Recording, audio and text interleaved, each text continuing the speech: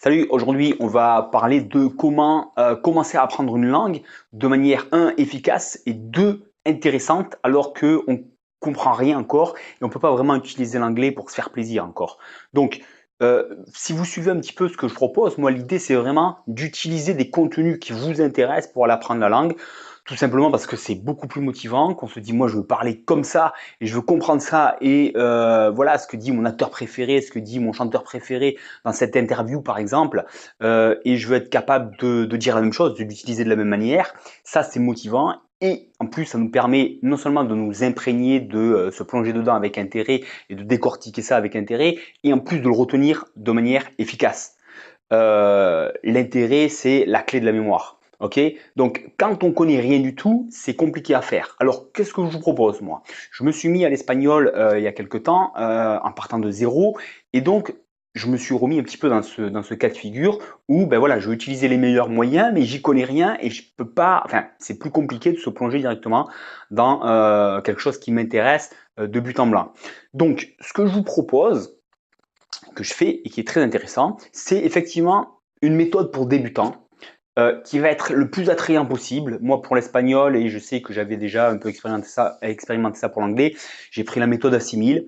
Donc après, c'est vraiment un petit peu un choix personnel, mais bon voilà, les principes sont intéressants, juste quelques petits points de grammaire, un petit peu de vocabulaire, la prononciation est mise en avant. L'idée, c'est pas forcément de tout retenir par cœur. Les principes sont bien et on revoit régulièrement, on retombe sur le vocabulaire, etc. Donc les principes sont intéressants. Le problème de cette méthode, comme toute, c'est qu'on écoute des textes enregistrés pour les besoins de l'apprentissage et c'est pas super motivant, d'accord? Mais en revanche, ce qui est intéressant, c'est que bah, voilà, quand on est grand débutant, on a tout expliqué depuis le début, on connaît rien ou très peu et ça nous prend par la main, et ça nous explique le moindre petit point de détail. Donc ça c'est intéressant parce que du coup c'est facile. C'est facile pour avoir une voie tout tracée, mais de motiver motivant qu'à moitié. Donc qu'est-ce que je fais dans ces cas-là? En fait, j'alterne. J'alterne.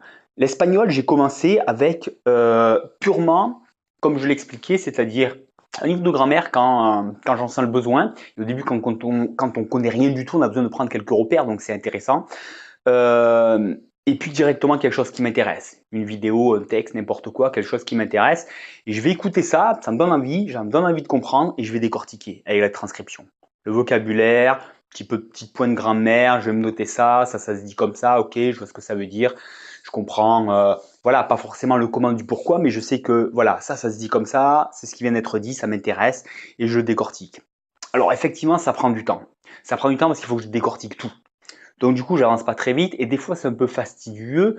Ça devient au bout d'un moment un peu fastidieux parce que bah, il faut vraiment que je décortique tout, que je me pose toutes les questions de bah tiens, ça c'est quoi? Ça c'est la conjugaison. Comment marche la conjugaison? Ah, mais ça c'est quoi? Ça marche comment? C'est quoi un petit peu une vision un peu globale de comment marche la langue? Tout ça, il faut que je découvre tout et ça devient un peu fastidieux. Et c'est là où je prends mon petit cours de débutant, ma méthode assimile, et puis je me laisse guider pour m'expliquer un peu tout ça. Et le bilan, il est simple. Il est que finalement, le temps que j'ai passé, alors bien sûr, on va passer 10 minutes, 20 minutes pour traduire une phrase quand on se décortique tout seul. En revanche, ça, je l'ai beaucoup mieux retenu que mon vocabulaire appris au travers des leçons, où je mets du temps à retenir un petit peu le moindre vocabulaire. Je l'ai beaucoup mieux retenu et je m'en aperçois parce que de temps en temps, je retombe dans mes leçons toutes faites, là, d'assimile, je retombe sur du vocabulaire que j'avais appris moi-même tout seul, en conditions réelles, et ça, je me rappelle. Ah, ça, je le connais, ça, j'ai déjà vu ça.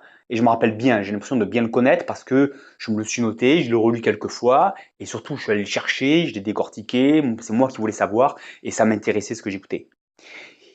Et donc, effectivement, je suis beaucoup plus performant pour retenir dans ces conditions-là. Donc, du coup, voilà, quand on est grand débutant, ben, alterner avec des leçons toutes faites où je vais aller me laisser guider pour comprendre un peu la logique de la langue, où on va tout m'expliquer, c'est tout fait, et ça c'est très bien, et c'est très intéressant, avec du contenu que moi je vais aller chercher parce que ça m'intéresse, et moi je veux décortiquer ça parce que ça me plaît, ça me motive. Vous voyez, l'idée c'est, voilà, alterner entre ces deux-là, prenez le meilleur des deux mondes, et voilà, et si vous voulez aller plus loin, en fait, moi, en anglais, je vous propose non seulement de voir comment on fait pour apprendre tout seul avec du contenu qui vous intéresse, parleanglais.training, c'est mon site et une petite formation gratuite où je vous montre comment je fais ça et comment vous pouvez le faire, tout simplement avec Internet, avec des grands principes de comment et pourquoi ça fonctionne et ce que vous devez faire, d'accord, pour que ça fonctionne. L'idée, c'est pas tant du par cœur, mais c'est vraiment se baser vraiment sur quelque chose de motivant un petit peu tous les jours.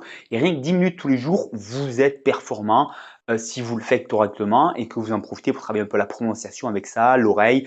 Mais tout ça, je vous l'explique. C'est voilà, c'est simple, c'est une petite routine à prendre tous les jours avec vraiment des choses qui vous intéressent. Et donc, si vous êtes débutant, vous pouvez alterner ces deux types de méthodes.